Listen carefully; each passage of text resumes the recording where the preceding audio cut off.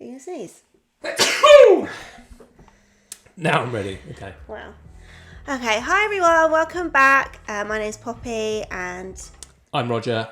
And every week we sit here and we talk about a true crime case that Roger has never heard of. Never, ever. Never, ever. No, it's not really his thing, but we like to talk about them and discuss them and see if there's anything we can learn from it or just be generally horrified by it.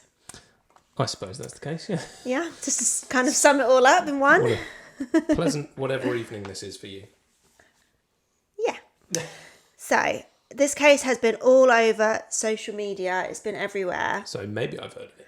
So, it always amazes me when you haven't, because it obviously has been everywhere. But... Well, yeah. Well, no, I just guessed that you're... It's my algorithm. Yeah, it's the algorithms. It's my algorithm. I'm not... I don't get that. I just get dogs. I get dogs and true crime, so I feel like I'm winning. I mean, I get other things, but yeah. Science, probably. Anyway, so, yeah, it's another current case. I'm quite enjoying kind of looking into that because I think just because it's like happening now, so it's kind of just got that kind of craziness, urgency about it, which I quite like. And like new things are coming out all the time, so it just kind of keeps it interesting almost. Okay. For me anyway, yeah, personally.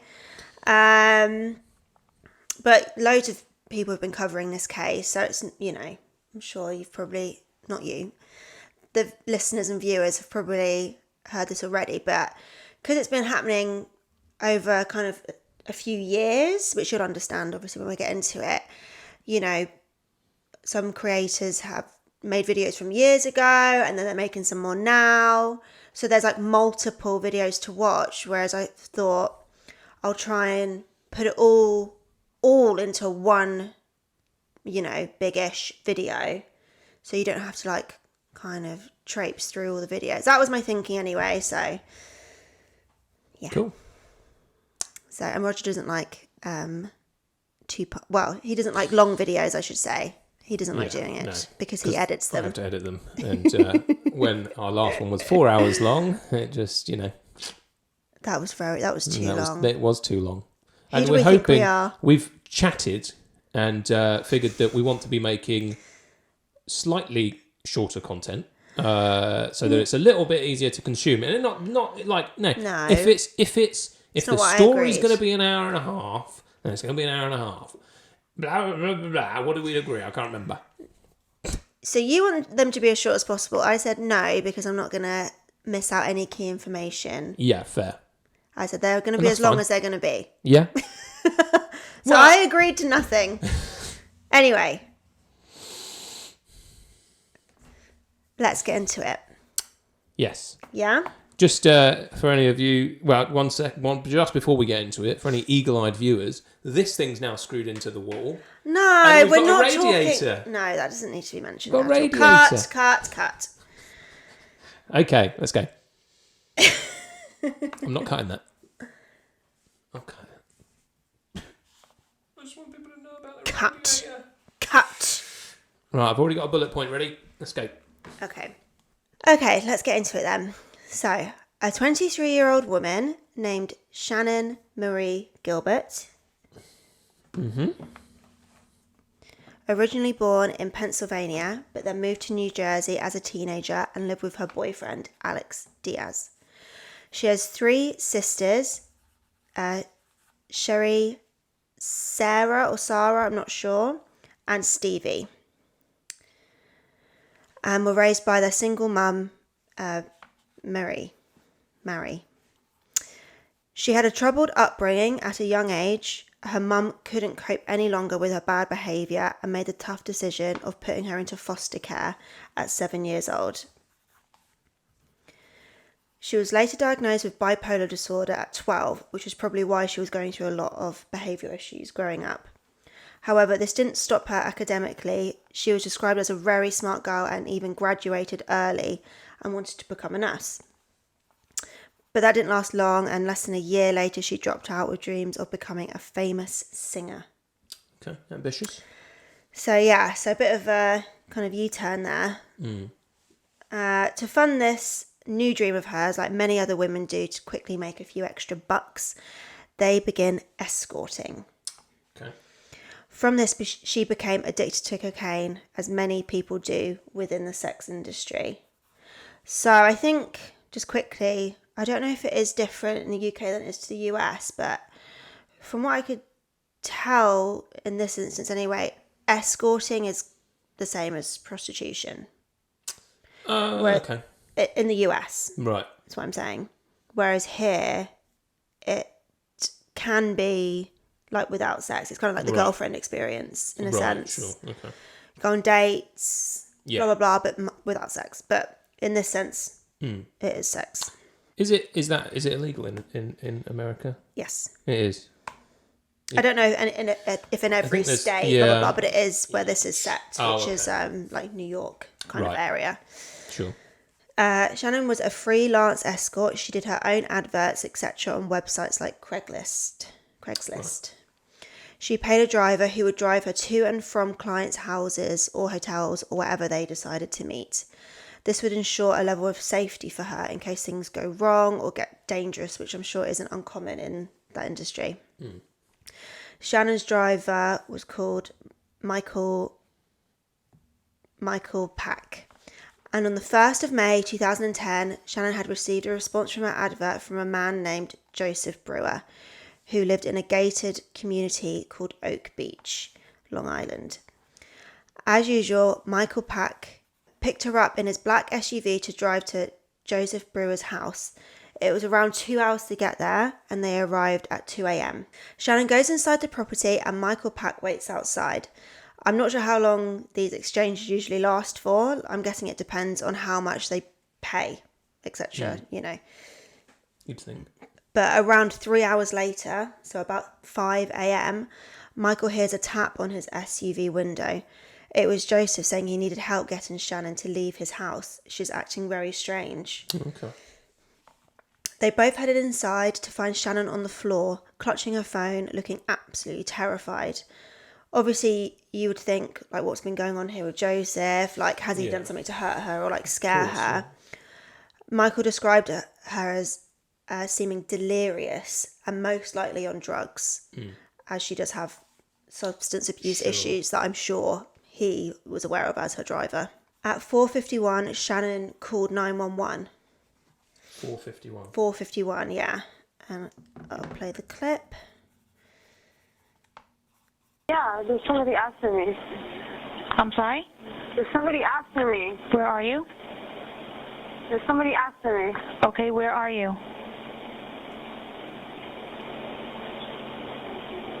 There's somebody after me. Where are you, ma'am? I don't know. You're driving right now? No, I'm inside the house. I'm sorry? I'm inside the house. What house? I don't know. Can you trace where I am?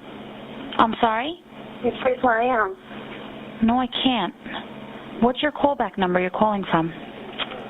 Huh? What phone number are you calling from? Somebody's after me. Please. Are you in Suffolk County or Nassau County? I'm in Long Island. Where on Long Island are you?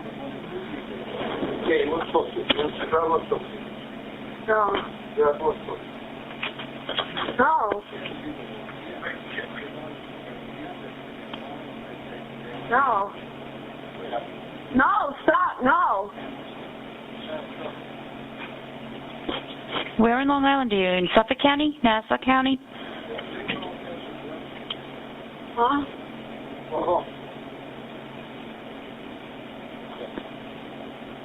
Why?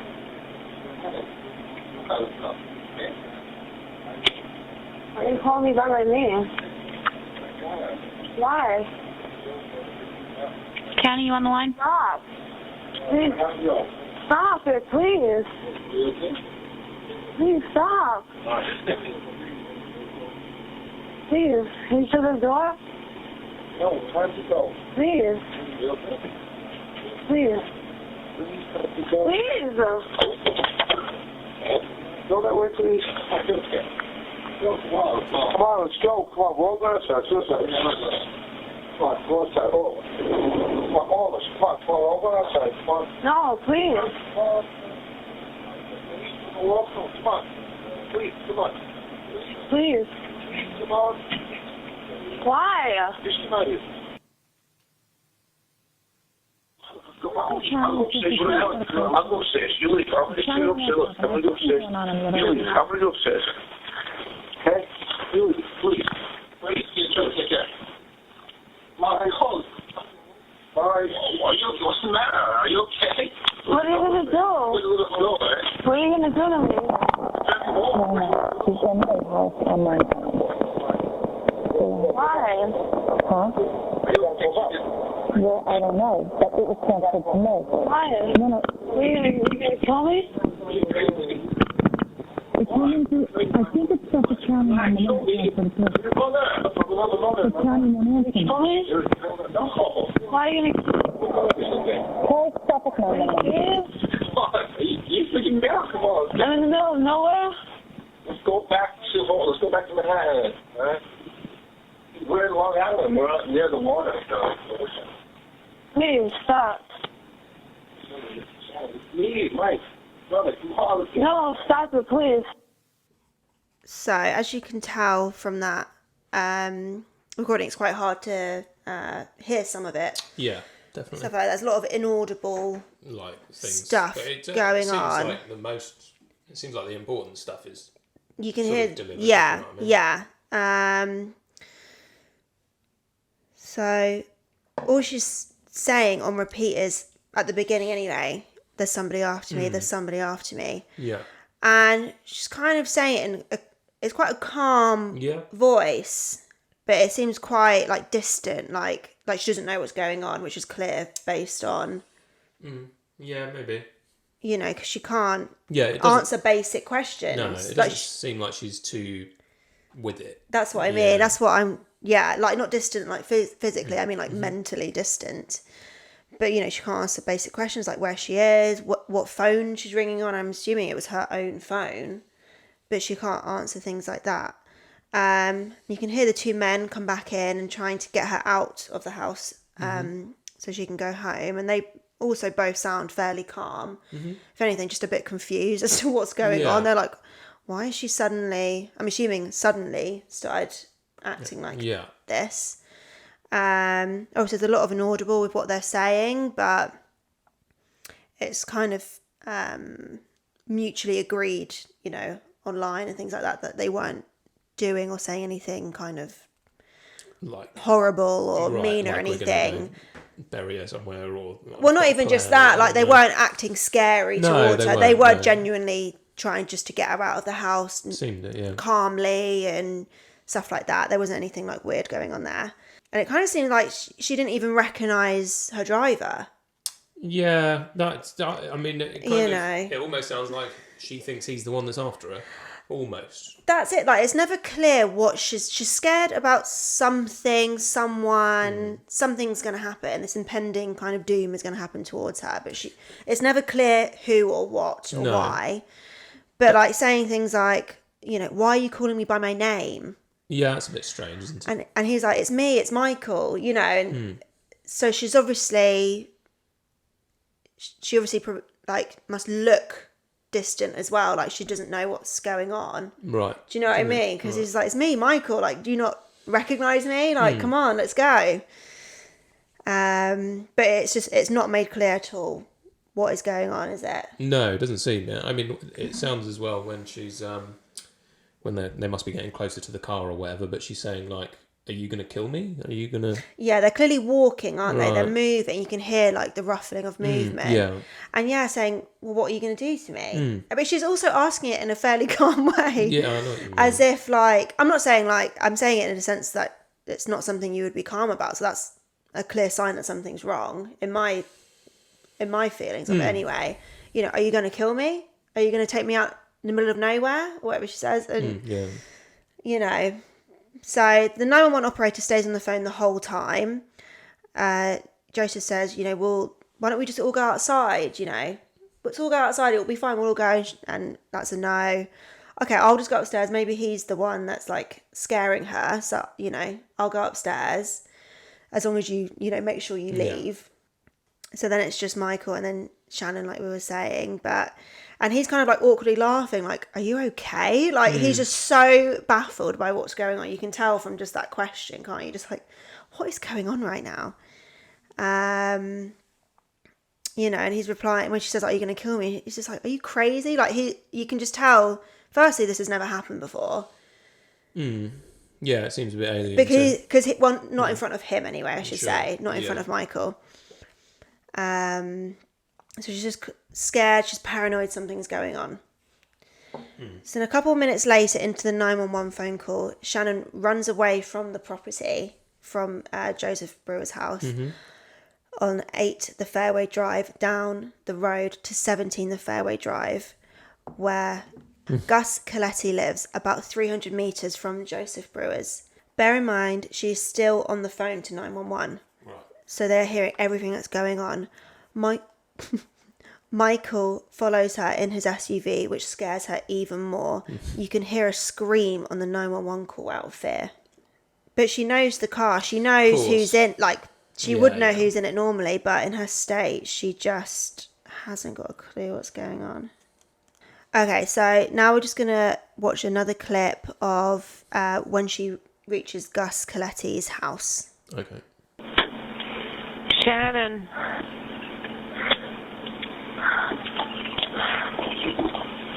What's the matter?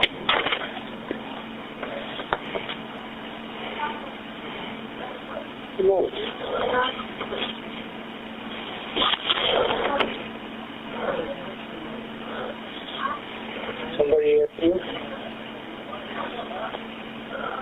Huh? Hello? Hello?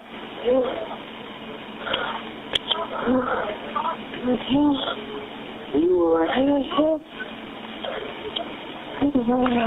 Don't get yourself hurt. Where are you going?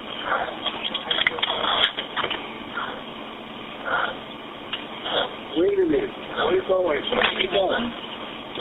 Yeah, okay. So not much happens here in a sense of Shannan on the phone with 911. You don't hear a lot that's happened. She asks for help. He tries to understand what's going on, but she freaks out and runs away again from his house and also hangs up the 911 phone call. At 5:21 a.m., Gus Coletti calls 911 to report what just happened to him. Right. Luckily, he called them as they now have the location as to where Shannan is, so they can come and help. Right. However, the police haven't necessarily put two and two together at this point that she was on the phone to 911 and bumped into him, and now he's... So that connection isn't made at all, but it's good because now they can come over and figure things out. Gus describes later to the police officers he heard her yelling, "Help me, help me, help me," and banging on the door. He invites her in to try and calm her down. She didn't say anything and just looked blank, but once he said he was calling 911, that's when she ran away. Okay. Shannan then ran another 300 metres down to 43 the Bayou, I think is how it's pronounced, and was banging on another neighbour's front door. This time it was Barbara Brennan, an elderly woman who didn't want to answer the door as she was scared about who it was this early in the morning. Right. This prompted her to call 911 at 5:30 a.m. Barbara describes how Shannan says she is in danger, but she's not going to answer the door, which I can totally relate to. Yeah. I am way too paranoid at the best of times to answer the front door to someone at that time saying they're in danger. I've heard like way too many horror stories about stuff like that. Just be like, you wait there. I'll keep an eye out, but you're not coming in. Yeah, I'll call the police. You stay there. I'm not opening the door. Which is sad in case someone does actually need help, Very which true. in this case Shannan did. Yeah. Shannan ran away from Barbara's house. Michael spent nearly an hour looking for her in his SUV, but there was no sign of her and decided to leave and go back to the city right before the police got there at 5:40 a.m. Okay. So Michael's lost her pretty much after she got to Gus's house. Right? Got to Gus's house and then she runs away from there and he's kind of lost her. Because if he's left at 5:40, it's only 10 minutes after. So it's kind of between Gus's and Barbara's he loses her. Yeah, okay. Because Gus, I didn't mention it, but Gus did see Michael's car. Right, okay. Yeah. The Suffolk County Police spoke to the witnesses that called 911 and got all the information they could regarding what she looked like, etc. But the only evidence they could find was a pair of footprints in the sand leading to an overgrown marshy area overlying Gilgo Beach. A large structured beach that ends at Oak Beach, which becomes marshland. But that was it. They couldn't find her anywhere or find any trace of her. She just kind of disappeared. The responding police officers assumed she got into the unknown SUV and drove away. So Gus was the one that told them about the SUV. Right. Yeah, so we did witness that. Her boyfriend Alex woke up the next day and was immediately worried that she hadn't returned. He called her family and they got in contact with Michael, her driver, who told them everything about the night before. Obviously this really worried them, so Alex filed a missing person report after nearly 2 days of Shannan being missing. So not great, 2 days, that's a lot of time. Yeah. Michael and Joseph were both interviewed by the police, their cars were searched, homes were searched, and they both passed a polygraph test, so they were completely cleared. They questioned Gus Coletti as well, but nothing came of that, he was cleared. 2 days later, on the 3rd of May 2010, a man called Dr. C. Peter Hackett called Shannan's mum, Mary, who runs a halfway home for people who are homeless and wanted to get off the streets. He claims that on the 1st of May, Shannan came to his house and he let her in. So the night that this all happened. Yeah. Some sources say he gave her a medicine to calm her down. She then left with her driver and he was calling because he was worried about her. Shannan's mum thought this was very suspicious. Yeah. And she did not believe him at all. Right. She didn't believe that Shannan would give him her number. I see, yeah. Because how else? And he said, like, oh, yeah, she gave me your number. And she was like, no, Shannan wouldn't do that. Okay. On the 9th of May, Mary and Shannan's sisters, Sherry, Stevie and Sarah, went to Oak Beach. They handed out flyers and spoke with the locals there to see if they could find anything out themselves. They stopped by Dr. C. Peter Hackett's house to ask him about his encounter with Shannan. But he completely denied seeing Shannan and even making the phone call. This made no sense, as Sherry was there when her mother received the phone call. Mary told the police about the phone call, and Dr. Hackett was interviewed by the police, where he continued to deny everything. He never spoke or saw Shannan, and he didn't call Mary either. Police didn't suspect him at all and put him in the clear, even though his story changed multiple times and it was proved that he was lying. He did make the call to Mary, but the police are adamant that he has nothing to do with Shannan's disappearance. He was known in the neighbourhood as a nuisance and an exaggerator, and someone who likes to stick his nose in people's business. But was he just being nosy, or did he have something to do with Shannan's disappearance? Quick question. Yeah? Just when you said he definitely called Mary. Yeah. He definitely called Mary. Is obviously, Mary received a phone call. Mm-hmm. Was it definitely him? Yeah. I think he admits it. Okay. Right. Yeah. Okay. But basically, like I was saying, he likes to get in people's business. You know, he would admit to calling her and then not, and then say he saw Shannan, but then he didn't. He's just a really, really strange character. Right. Okay. And there's more information out there about him, all his weird things, but I don't have time to mention them all. No. Okay. A little over a month since Shannan disappeared, Suffolk County police officer John Mallier took his highly trained German Shepherd Blue to look around Oak Beach and Gilgo Beach, where her footprints were found, but they didn't find anything. They were hoping to find some clothing or something with her scent on it, so Blue would pick it up, but each time they went, it was unsuccessful. 7 months later, it was the 10th of December, John and Blue head back to Oak Beach. They pulled up on the side of the highway called Ocean Parkway. He initiated some tracking training and noticed Blue showing signs that he has caught a scent. John followed Blue through the thick nettles and stumbled upon a burlap sack, which is a jute material sack. Just in case you didn't know, I didn't. I had to Google it. And inside the sack was a human skeleton. Right. Here we go. John immediately called in for backup, as his first thought was that it was the missing woman. It was Shannan Gilbert. yeah. The skeletal body was taken in to be medically examined, and they found out it wasn't Shannan Gilbert. No. Well, if it was skeletal, I wouldn't have thought her body would decompose in that time. 7 months. 7 months. Yeah, but I don't know. Condition, marsh, it's wet. Maybe. Animals as well. But then I think it was fairly intact. Okay. It wasn't Shannan Gilbert. No. They knew this as the skull didn't have a titanium plate in the jaw that Shannan had from a previous surgery. 2 days later, detectives went back to the area where they found the skeleton to look for more evidence. And shockingly, 500 feet away, they found another body in a burlap sack. So the same thing. Same thing. Blimey. A few hours went by. 2 more bodies were found. They were all taken to be medically examined, and they were all identified as women, all found in very similar ways. No jewellery, all naked, all strangled, from what they could tell, Jesus. in burlap sacks with hands and feet either taped together or tied with belts. Right. All around 5 feet tall. Just petite. Like smaller women, yeah. Petite women. They were quickly identified as Maureen Brainard Barnes, Melissa Bartholomew, Megan Waterman, and Amber Costello. Who were these 4 women found meters apart from each other?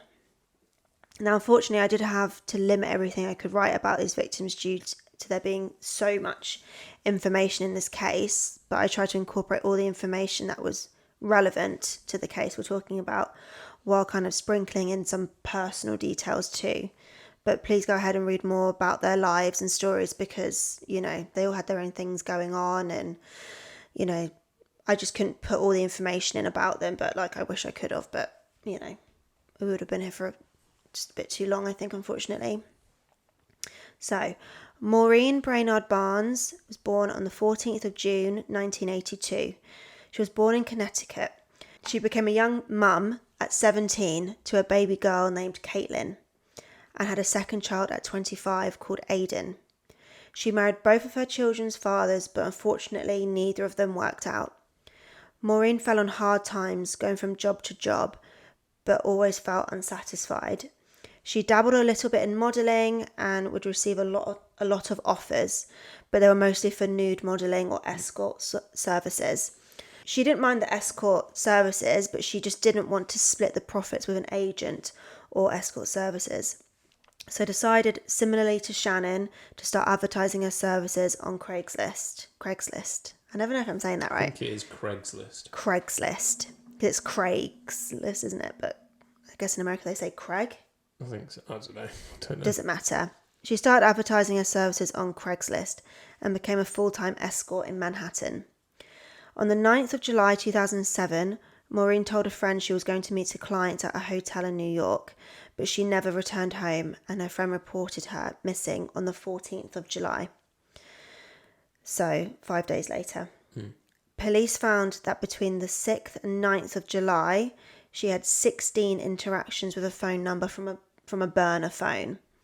If you don't know what a burner phone is, it's like a paid phone, and it's not registered to anyone. I think that's like the main. You can track them. That's like something that I thought for a long time, that they can't be tracked. They can. A few weeks after her disappearance, Maureen's phone was turned on and pinged somewhere close to Fire Island, which sits kind of parallel to Gilgo Beach and Oak Beach. It's like separate. Yeah. It's like parallel. But nothing came from this information, and the case went cold. Melissa Bartholomew was born on the 14th of April 1985 in Buffalo, New York. She was raised by a single mum and had a younger sister named Amanda. She had dreams of becoming a hairstylist, but unfortunately her home life and lifestyle caught up with her, and she ended up with a drug dealer boyfriend who wasn't the best influence on her. They travelled into New York and met a man called John Terry, who offered Melissa a hairdressing job. Unfortunately, John Terry isn't who he says he is. He is in fact a pimp. He goes by the name Blaze. Within a short time, she began working for Blaze as a prostitute. She worked for him for a year or so, but decided she wanted to go solo and put up adverts on Craigslist to sell her services. Blaze was furious and told other prostitutes to attack her and steal her money. On the 3rd of July, she received a phone call from a prospective client using a burner phone number. Melissa was last seen outside her apartment on the 12th of July 2009 and had told a friend she was seeing a client, which Blaze corroborates that information. Her family immediately filed a missing persons report, but were rejected due to her being an adult and because of her job. Right. 4 days later, her younger sister received a phone call from Melissa, or so she thought. She answers and a male voice at the other end of the phone says, "Is this Melissa's little sister? Do you know what your sister is doing? She's a whore." Jesus. Creepy. Awful. And horrible. Yeah. I don't know how old she is, but she's quite a bit younger. Yeah, right. So in her like teens, Amanda is Yeah, receiving sure. these phone calls. And also her family didn't know that she was a prostitute, All right. Blimey. I believe. This started an ongoing harassment from this phone number, which kick-started the police investigation into Melissa's disappearance. The male voice said horrific things to her that I'm not going to repeat, but one of them being, "I'm watching your sister's body rot." Right. Jeez. Horrible. He knew information about Amanda that only Melissa knew. The male caller did the same thing to Blaze as well, harassing phone calls and giving out personal information that no one would really know. Investigators found on the night of Melissa's disappearance, she had dialed her voicemail, which pinged in a place called Massapequa, about 15 miles from Gilgo Beach, so not far, No. about 20 minutes. Attempts to trace the caller and find his location failed many times, as he was always in very busy areas of New York when making the calls, such as Times Square. Blaze was eliminated from the suspect list as he had an alibi and he was also receiving these phone calls, which he could prove. Right. So her case also went cold. Megan Waterman, born on the 18th of January 1988 in Portland, Maine. She grew up in a troubled household as her mum was an alcoholic and her dad had left at some point. Their home life was chaotic with boyfriends and drama all the time. Her grandmother finally got custody of Megan and her little brother Greg, but they had grown up to be quite troubled kids, causing fights at school and having a lot of behavioural problems. She was later diagnosed with ADHD, but this didn't help her out at school. At 17, she became pregnant by a man twice her age and gave birth in the summer of 2006 to a girl called Liliana, which is a nice name. Megan calmed down for a bit, but began falling in with a rough crowd. Megan started dating a gang member called Akeem Cruz, who was from New York. He had a pretty extensive criminal history and manipulated Megan into joining the world of prostitution in order to make money quickly.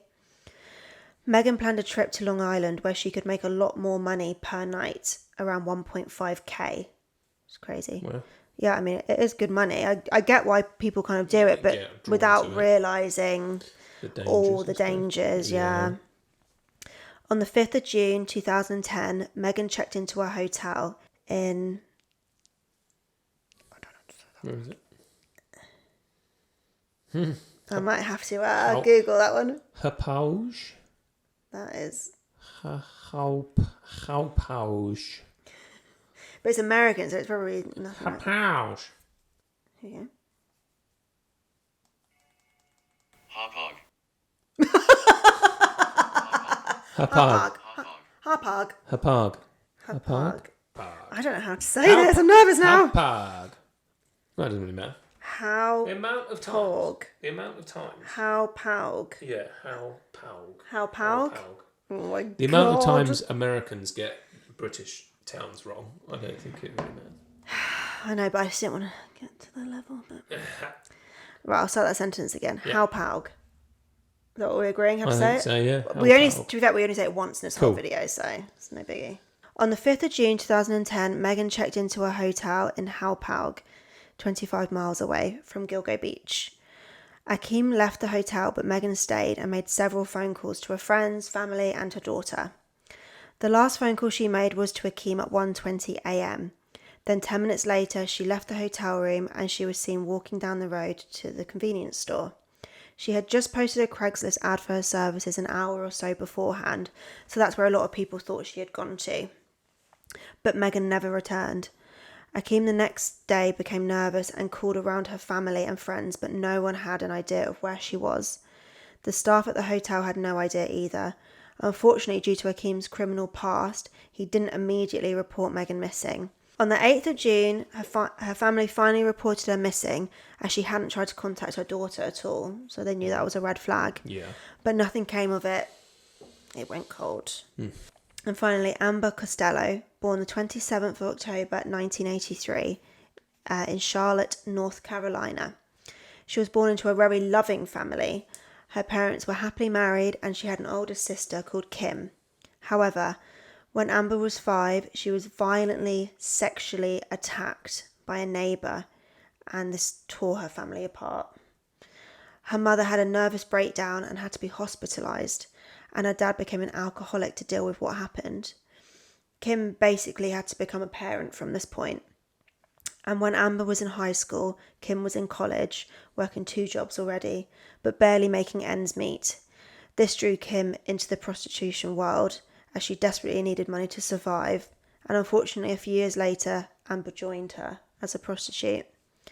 They both became addicted to drugs like cocaine and heroin, like a lot of prostitutes do.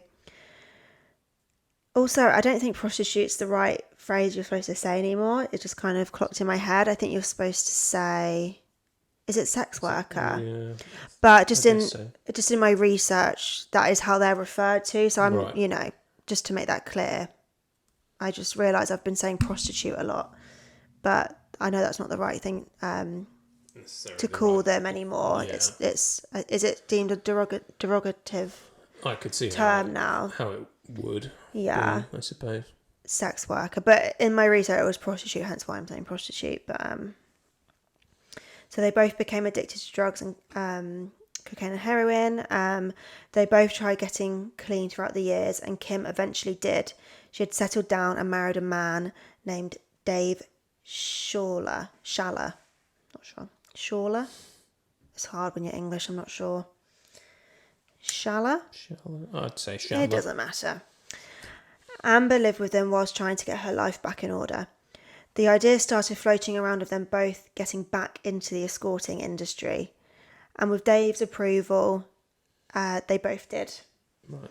They started posting on Craigslist, and they both quickly started using drugs again. On the 1st of September 2010, Amber was contacted by a burner phone, which was located in West Amityville and Massapequa Park.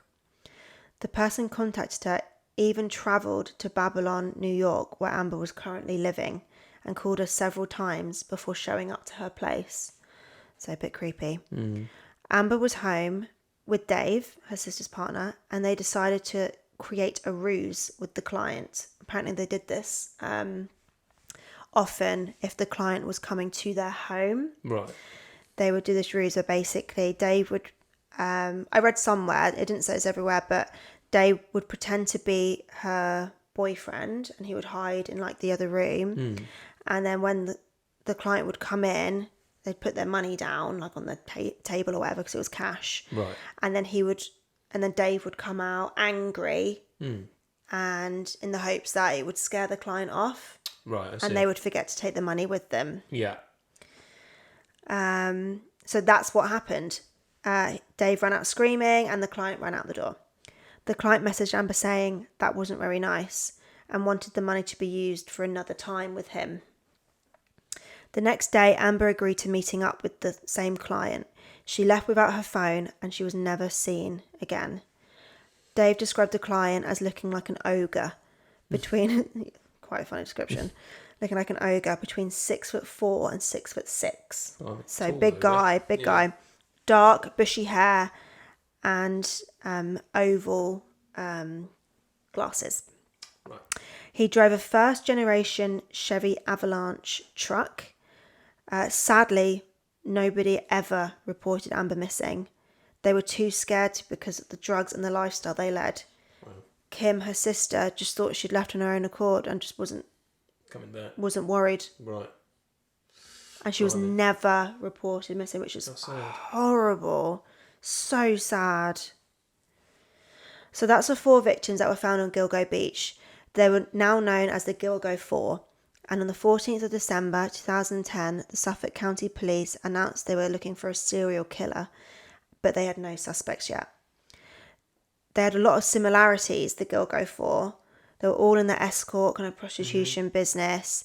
They all had ads on Craigslist, all contacted by a burner phone, and all had some kind of drug issue and were generally, obviously, vulnerable. Yeah, sure. And just their job alone makes them vulnerable. Yeah, absolutely. Over the next few months, the police would return to Gilgo Beach to look for more evidence and to continue looking for Shannan Gilbert. On the 29th of March 2010, 1 mile away from the 4 bodies that were found, they found a skull, a forearm, and a set of hands. They were later identified as Jessica Taylor. Okay. On the 4th of April 2011, searchers found 3 more sets of human remains along Ocean Parkway between Gilgo Beach and Oak Beach. That's about 8 people now. They found. Yeah. Wow. One of the bodies is an unidentified Asian male dressed in women's clothing and was believed to be transgender. The second remains they found were a skull, a pair of hands, and a foot that were later identified as Valerie Mack. And the third was an unidentified female toddler who was wrapped in a blanket, who was known as Baby Doe. A couple of weeks later, on the 11th of April 2011, a plastic bag was found that contained legs and arms near Jones Beach, which is on the other side of Gilgo Beach. Through DNA, it was confirmed the remains were female and she was in fact the mother of Baby Doe. Right, I did figure that. It's probably Yeah. what happened there. She's been called Jane Doe 7 in the news, but on the 6th of August 2023, Right. Wow. she has finally been named through the DNA as Karen Vergata, an escort who was last seen alive in Manhattan in 1996. 27 years later, she has finally been found and identified. And lastly, a skull was found along Ocean Parkway but couldn't be identified. So now a total of 11 bodies have been found on this beach. Not all of them necessarily connected, but pretty strange how they're all so physically close to each other. Right. Well, and it sounds like what's happened to them as well is all quite similar. Just a few differences being obviously the baby. Yeah, of course. And a man. Yeah. But a transgender man. Right. So everyone in the Long Beach, New York area was terrified. They clearly had a serial killer walking amongst them, but who is it? And it's just strange to think that without Shannan Gilbert suspiciously going missing, none of these bodies would have been found. When did Shannan go missing? It was the 1st of May, I believe. 1st or 2nd of May. In what year though? 2010. 2010. Yeah. So, and then the 4 others that were found, they were all between like 2007 and 2010. As in when they went missing. Yeah. Yeah. So all around the same area time is sure. what I mean, yeah, when I say that. And then these are getting found later in 2011. Yeah. On the 6th of December 2011, on another search of the area closer to Oak Beach and behind Dr. Hackett's house, Shannan's purse, phone, shoes and jeans were found in the thick marsh near Oak Beach. And 2 days later, on the 8th of December, 1 year and 7 months after Shannan disappeared, her body was unfortunately found near where they found her belongings. Police pretty soon after finding her body considered her death unrelated to the other bodies they had found. Due to her mental health and drug problems, they assumed she basically had a breakdown, got lost, fell into the marshes and couldn't get out again and possibly drowned because there's water. Yeah. Forensic examiners looked over Shannan's body and revealed her cause of death as succumbing to the elements. So no drowning. Right. Oh, I see. Right, yeah, just to the... just being out Yeah, there. yeah. When her body was discovered, she was found without her jeans and lying face up. There was an absence of 2 hyoid bones in her neck, which would imply she had been strangled. But the Suffolk County medical examiners don't agree with that information. Okay. In May 2022, Shannan's death was ruled as an accident. She was said to have died of misadventure or other via a mishap. That's how it was worded. Despite all the other evidence, Shannan still hasn't been officially tied to the Long Island serial killer, or the Gilgo 4, and is still considered to have died accidentally. Her family strongly disagree with this decision. Sure.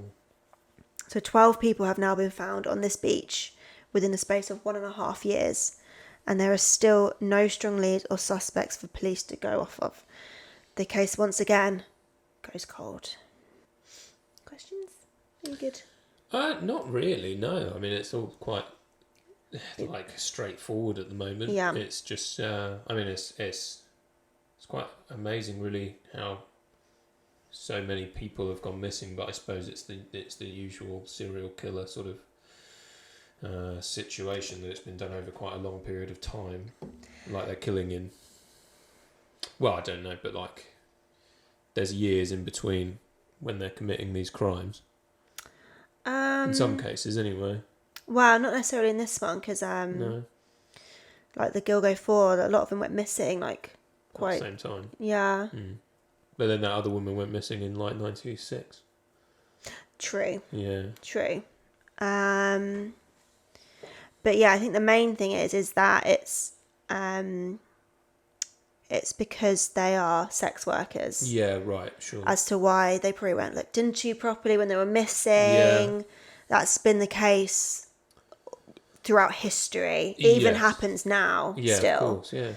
Well, yeah, So- if you're not reputable, Yeah. then, or if you've not got a reputable job. I mean, if a millionaire goes missing, they'll go looking for him straight away, won't they? Or a white girl, Yeah, they'll go looking for him straight away. statistically. But if if you're at the other end of that scale, then Okay. In 2020, Suffolk County hired a new police commissioner, Rodney Harrison. He released images of a belt that was left behind at the crime scene. The belt was in fact used to bind Maureen Brainard Barney's feet or hands together. It wasn't clear. They believe it must have belonged to the serial killer. It was a fairly distinct and unusual belt that they were hoping somebody would remember somebody owning. The belt had been engraved with initials HM or MH, depending on which way around you read them. This was a big clue to release to the public, but I don't believe anything substantial came from releasing this information, unfortunately. In January 2022, Police Commissioner Rodney Harrison launched a new Gilgo Beach Murders investigation task force. With fresh eyes, the team can look at the 10-year-old evidence that they have stored, and with new scientific techniques with DNA and phone tracking, they were really hoping to gain some suspects and new leads. When investigators were looking into the victims found on the beach, they focused on Amber Costello. They were intrigued by the description of the car that Dave had described he saw when the client got scared off and drove away. A first-generation Chevy Avalanche, a fairly rare car. Investigators ran the vehicle through a records database, one of the results turning up a hit. A man who owned a green first-gen Chevy Avalanche lived in a neighbourhood that investigators were already zeroing in on as one of the suspect's likely locations because of a sophisticated analysis of cell phone location data and call records. okay, sounds promising. Yeah. So Rodney Harrison described this moment as a turning point in the investigation. They had a suspect. Investigators executed 300 subpoenas, search warrants and other legal processes to try and obtain more evidence. The killer always used burner phones, so investigators knew they now had to focus on that the suspect had a personal phone that he carried with him whilst at work, etc. So they looked at his activity through his service provider and where his phone was pinging on the dates where the burner phone was calling the victims. They matched exactly. He was in the exact same place as the burner phone when the calls were being made. The phones pinged off 2 other cell phone towers that linked to the suspect as well, his office where he worked and his home. And finally, the phone pinged in 3 locations that corresponded with the disappearances and murders of each of the 3 women around Massapequa, Long Island and Midtown Manhattan. The police finally had enough evidence to arrest the suspect. And on Thursday, the 13th of July, 2023, Rex Heuerman was arrested just after 8:30 p.m. whilst walking on the streets of New York. There's a video out there, it's quite funny. Just because he doesn't know it's coming. Right. And there's suddenly just policemen just everywhere. He was arraigned the next day on 3 first-degree murder charges and 3 second-degree murder charges in the deaths of Melissa Barthelemy, Megan Waterman and Amber Costello. He is also a suspect in the 4th victim's murder, Maureen Brainard Barnes. This is because the 3 victims have the most evidence around them that they can use against the suspect. So they just want to solidify that so they can definitely get him. Yeah, sure. And then they can build on it afterwards. Yeah, but get him pin him down for basically the 3 they can really prove. That's it, Yeah, exactly. cool. Rex Heuerman pled not guilty to all charges. Of course. Of course. No, if he's innocent. That's true. I suppose it is innocent till proven guilty. So quite a few things against him but there's already, though. There's a lot against him by the sounds of things. Yeah. I don't know whether they're deemed as... I imagine they're deemed as circumstantial, though, at the moment. I said yes. Yeah. Because it could be coincidence. And also, cell phone tower pinging, it's not accurate. No, not 100%, is it? Yeah, it's not super duper accurate. So, who the hell is Rex Heuerman? He is a 59-year-old man who lived in Massapequa Park, Long Island. He had a degree in architectural technology and had his own business called RH Architectural Design, where his daughter Victoria, who's 26, also worked. He had been married to a woman from Iceland called... What's another name? I forgot to look up. I think it's Aja. Where is it? Aza. It's Icelandic, Okay. so I think it's Aja Ellerup. Apologies if that's wrong. They were married for 27 years, and he also has a stepson called Christopher, who's 33, who has developmental disabilities. They live in a home together that Rex actually grew up in as a child. He was very tall, at 6'5", and is on the heavier side. He has scruffy hair and has previously been was previously described as looking ogre-like by Dave Schaller, which I totally agree with. He does look a bit ogre-y. I mean, that photo, he actually doesn't look too bad, but there's others where he just looks like an ape. By his neighbours, he was described as creepy and intimidating. People he worked with either loved him or hated him.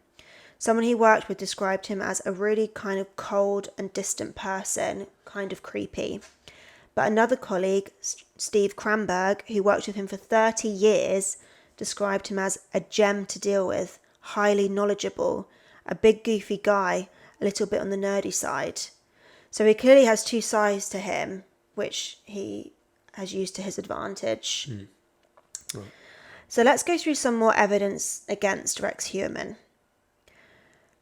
Prosecutors have found evidence that Rex Heuerman did make those awful phone calls to Melissa Barthelmy's younger sister.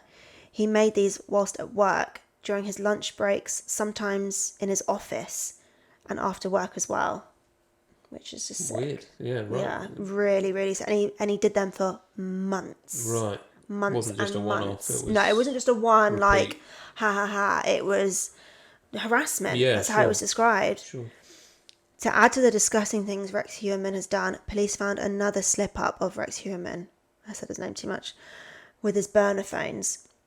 Court documents show that Rex had Tinder profiles and several email addresses under multiple fake names. These accounts were linked to his burner phones, and they were used to search for graphic images of young girls and children. Oof. And sadistic torture-related pornography.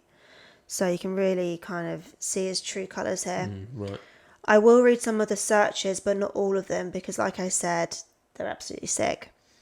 Some things he searched were Manhattan girl begging for rape, teen girl begging for porn, pretty girl with bruised face, tortured redhead, skinny redhead tied up and rape, girl hogtied torture. So you get the gist of it. But like I said, there were a lot worse ones that really show his true intentions there. Worse ones. There's worse, I like mean, just graphic ones, yeah. They're pretty horrific in themselves. Investigators also found that Rex had been following the case over the years. There were around 200 searches alone on the case. He would look up images of the victims, their families. He watched documentaries, listened to podcasts, and news stories all about the murders. He searched things like, why could law enforcement not trace the calls made by the Long Island serial killer? And just the Long Island serial killer. Why has the Long Island serial killer never been caught? So obviously he was trying to keep a close eye on things, or just loved hearing about how he did the murders and got away with it. Just sick. If he did it. If he did it. Surveillance footage captured Rex adding... That's some more of him there. That's his house. That's his wife. There we go. Surveillance footage captured Rex adding credit to one of his burner phones. Can you mute it? Yeah. Surveillance footage captured Rex adding credit to one of his burner phones, and he had it on him when he was arrested. I don't know how you could kind of explain away a burner phone that you've got on you, because I don't know what reason you would need a burner phone unless you were doing something dodgy. That's how it's always been in like in films and stuff like that. Sure. Like, I don't know why I suppose you would have a burner phone. I suppose that there are legal reasons why you might have a burner phone, in the sense that if you was having like an affair or something, or if that's true. you're having an affair, or if you were. And he did have don't know Tinder what else. profiles, Yeah, sure. which you would then You might think that could be to that. have an affair. It's I didn't even think of that. Of course, It's explainable in a legal format if you. Only one though, isn't it? Whereas like I'm sure there's the other illegal things, ones, but- it's like drugs, Yeah, right, sure. prostitutes, Yeah, murder. yeah. Well, yeah, of course. I mean, I'm sure there are other things aside from an affair that someone might want to keep from their significant other or whatever, but I wouldn't know what they are. There was in fact some DNA found on the victims' bodies. Male hair was found on the burlap sack used to wrap Megan Waterman's body, but also female hair was found on 3 of the 4 bodies. 2 strands found on Megan Waterman. They were both found on the tape used to bound her. 1 hair was found on the tape used to wrap burlap around Amber Costello, and 1 hair was found on the belt buckle. Before Rex's arrest, they had gone through his rubbish bins in order to gain his DNA, and possibly the mystery female hair DNA they found, as it didn't match any of the other victims. Right. They picked out 11 bottles and leftover pizza in a pizza box and tested any DNA that they could find. It was confirmed that Rex Heuerman's hair was the male hair they found on the tape. Okay. And in a bombshell twist, the female hairs belonged to Aisha Ellerup, His wife. Rex's wife. So then the question is, was she in on it too? Why would your hair be attached to the tape? I mean, so that's a hard thing to explain away, that's for sure. So she was quickly ruled out as being involved, as she was out of town at the time of the 3 murders. Right. They believe her hair ended up stuck on the tape simply due to DNA transfer. It just got stuck to it at home before Rex went to use it, or even came off of Rex's clothes that he was wearing. Her hairs could easily be there. You know what my hair's like. It's bloody everywhere. It is, yeah. It's amazing, like, how far it can go, Yeah, isn't where it it, ends really? up, yeah. And she has long hair as well. Yeah, sure. So It's not unbelievable. It's not, and DNA transfer is a thing. Yeah, of course. Yeah. So yeah. the belt with the initials engraved on it could be linked to Rex's grandfather. His name was William Heuerman. I was thinking it was a WH. You did say that, though, didn't you? I think I said I MH, think you but did. I meant you can just put that WH. Yeah. Yeah, stupid. I thought I figured something out. Yeah, no, sorry, it was me being dumb. His name was William Heuerman, who died in 1964. Obviously, that matches with the WH that's been engraved. This hasn't been confirmed by the police or prosecutors yet, but just something I saw when researching. Police spent 12 days at Rex's home in Massapequa Park looking for more evidence. His home has been described as very cluttered and on the hoarders side of things. 279 guns were found in this home. And he hasn't got a big mansion home. I'm just putting it out there. A crazy amount of guns. I know we're English, so we don't deal with guns at all, but that's got to be a huge amount. I'm sorry. That seems obscure, doesn't it? Very odd. They had permits, so nothing illegal with it, but just an insane amount. Yeah. Like unnecessary amounts. They were kept in a huge, thick basement vault, large enough to walk into. Officers were seen carrying out a big box that was covered up, possibly where the guns were stored, but I doubt you could actually carry it. If it's there's only full of them. That's it. Yeah. They also carried out a really creepy doll in a glass box. No idea why they had that in their home or why the police have taken it away. It's just super creepy. They took his car away as well, obviously, which apparently has evidence in it. And I'm assuming that is how he picked up the women and then transported their bodies too. They used ground-piercing technology to unearth items buried in the garden. No human remains were immediately found, but they haven't declared exactly what they have found in the garden or in the house. They were searching for blood, DNA, or the victim's hair fibres, as well as any evidence whatsoever. Raymond A. Tierney, Suffolk County District Attorney, said they yielded what could only be categorised as a massive amount of material. Obviously, nothing has been officially said yet, as everything needs to get tested, etc., and that'll take months, probably. Tierney explains, "We won't know exactly what we have quite some time, just given the sheer volume of evidence that was taken. So that's promising that they'll have enough when they do go to trial." Less than a week after Rex was arrested, his wife, Asha Ellerup, has filed for divorce. Good for you. She wants nothing to do with him and basically just wants to be left alone with her children, who are all really struggling with what's going on, especially the son, who's got developmental problems, bless him. They were caught completely off guard and had no idea what was happening right under their noses. She's released a statement saying, "My children cry themselves to sleep. I mean, they're not children, they're grown adults, but they're my children." So it's sad. At the brief hearing on the 1st of August 2023, the Suffolk County Assistant District Attorney, Santino Martino. Santino Martino. Yeah, That's I a really great hope name. I've written that right, but that's If that is his name, I rolls like off the it. tongue, doesn't it? Santino Martino told the court they would hand over 8 terabytes of evidence data by the 27th of September 2023. The evidence includes 2,500 documents, crime scene photos, autopsy reports, and more than 10 hours of video surveillance. Relatives of the victims were in the courtroom, as well as Rex Heuerman, who was described as stone-faced. His defence lawyer, Michael Brown, told reporters that he's not trying the case in the press and that his client maintains innocence.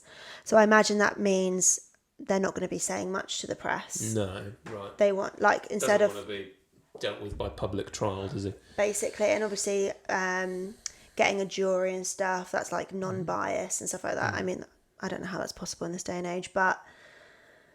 Yeah. So I think, they're basically just not going to put a lot out, but it doesn't matter because it seems like Suffolk police are giving us enough information. It's quite interesting.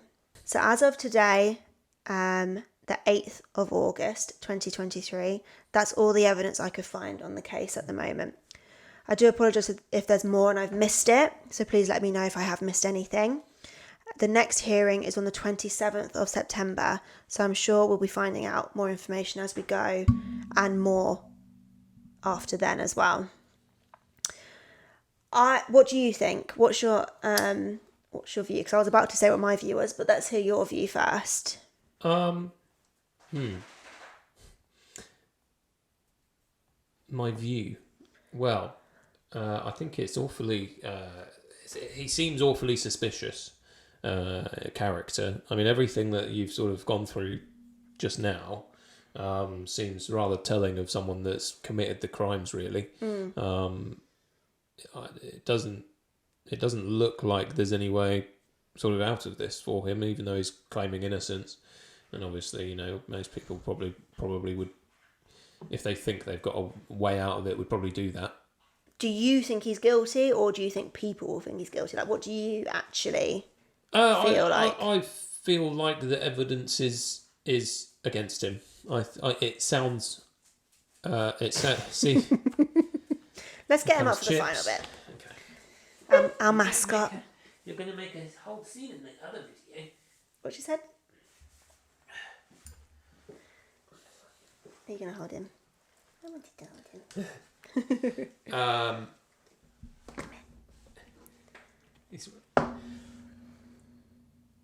I think it's awfully likely that he is guilty. It looks like the evidence is very much against him. Obviously, he's innocent until proven guilty and all that kind of stuff. But in terms of what we've sort of gone through, it sounds like he's in the right kind of area to do it with all the burner phone stuff. I mean, he was actively... Sorry, Chips just burped on me. Dogs. He was actively... I mean, the Dave chap, I can't remember if the woman... Was it Amber? Yeah. Saw him. And obviously, Yeah. he obviously didn't commit anything at the time, but, you know, he was actively trying to solicit sex. Yeah, that was the purpose of him being there, yeah. Yeah. You know, and the DNA. Well, yes. Well, yeah. I mean, that's the hair in the tape. I mean, the DNA just is the telling thing, isn't it? I mean, that's it. It's going to be so... I mean, my opinion is he is clearly guilty. Right. I don't think there's any wiggle room in there. No, I don't I'd know. be amazed if he got off from this. Amazed. I can't wait to hear what his defence is going to be. Right. 'Cause obviously not guilty. They're going to trial. Yeah, You right. know, he's pleaded not guilty. So what the hell is his defence going to be? I'm so intrigued because I have absolutely no idea. Obviously, the only thing I can think of is that his wife's hair was there. So he's going to try and pin it on her even though she's got an alibi elsewhere. But like, I just don't know what else it could be. No. I mean, I suppose the only thing you could say is that he did meet up with, like, because the thing is that his DNA's on these On the tape. It's on the tape. So how did it get stuck there? Well, yeah, I suppose That's the thing, 'cause that's the thing, isn't it? Because that's how and the wife's was there as well, so it was like, oh my god, she's in it on too. But no, she's been cleared. Right. So that's why her hair's there, because it's just transfer probably, because their house is messy. Sure. You know, who knows if it's like that clean or not, you know, not shaming, but you know, you just don't know. And Well, if you said where's the tape kept? Is it kept in the garage? Is it kept on the side? Do you know what I mean? Like, Yeah, you just don't know. But then he can't then be like, well, my hair was just DNA transfer. No. Because then it's like, what? So then who are you blaming? Yeah, exactly. Unless like the tape was kept at his office, and then he's going to be like, it was somebody else at the office. But then who? His wife's hair would be less likely to be on it. I don't know. Maybe she would visit him at work. I have absolutely no idea. I was trying to just figure out what his defence would be, but I'm quite intrigued to find out about all of this. But no. Yeah, no, it'd be interesting to see what comes out. Yeah, I just think it's pretty clear. I mean, and the fact that his wife, less than a week later, Right. Got rid of him. was like done. Yeah. So it'd be interesting. I mean, I feel sorry for them because their life has been torn apart. Absolutely. Their house was torn apart by the police, doing their job, Yeah, but sure, they but just it's leave it in still- an still absolute shit intrusive. show. So I feel so sorry for them. But yeah, I just wanted to say I'm just so pleased and impressed with Rodney Harrison, who was the police commissioner, and his task force for kind of going through all this evidence that led to the arrest. Because obviously it had been cold for Yeah, what? a 8 while. Years, 10 years? Yeah, exactly. Basically. 10 years. And I didn't put it in my script, but apparently the original police commissioner from 2010, his name's James Burke, who was on the case, he was apparently pretty shit Right. and avoided investigating certain things and going down certain avenues. And he even declined the FBI helping them out Really? because he was doing dodgy things in the background Oh, and okay. didn't want to get caught. Yeah, right. So some considered him as a possible suspect for this Right. because of those reasons, but nothing's been officially confirmed. He was never questioned about it, but it was just there was another suspect as well in the running, which I didn't bring up because he was I believe he was also cleared as well. So I just thought we could just kind of skip them. Yeah, sure. So I think we can all admit what a horrible, horrible man Rex Heuerman is. And to be honest, I'm sure he will probably get life in prison. And if not, the death penalty, if they have that in New York. I'm not sure. I don't think they do. I think there's only... I don't think it's actually in that many states anymore. Might be wrong. Don't know. You tell us. And let's just remember the poor young women who were brutally taken away before their time. They did not deserve to be murdered in this cruel way by a disgusting man who preyed on vulnerable women. Their names are Maureen Brainard Barnes, Melissa Barthélemy, Megan Waterman, and Amber Costello, plus the other victims that were found on the beach: Jessica Taylor, Valerie Mack, Baby Doe, and the unidentified bodies. Hopefully soon you can be identified and the killer brought to justice, whether that is Rex Heuerman or not. I'm sure we will find out. But that's the whole case, basically. So there's going to be lots more updates on that. I'm sure it's going to be a huge trial case, everything. So we will do an update. So there will be another video, absolutely, when it's all rounded up, I imagine. We won't do snippet updates here and there, unless anything mahoosive happens. You never know. But anyway, thanks for listening. Yeah. Like, subscribe, thumbs up. What else can you do? Rate. Comment. Comment. We do like comments. We've a been getting few, some nice which is comments, nice, which we yeah. really appreciate. And yeah, thanks again, guys. See you next time. Bye. Oh, I just did your cringy wave. Just wait for the dogs here.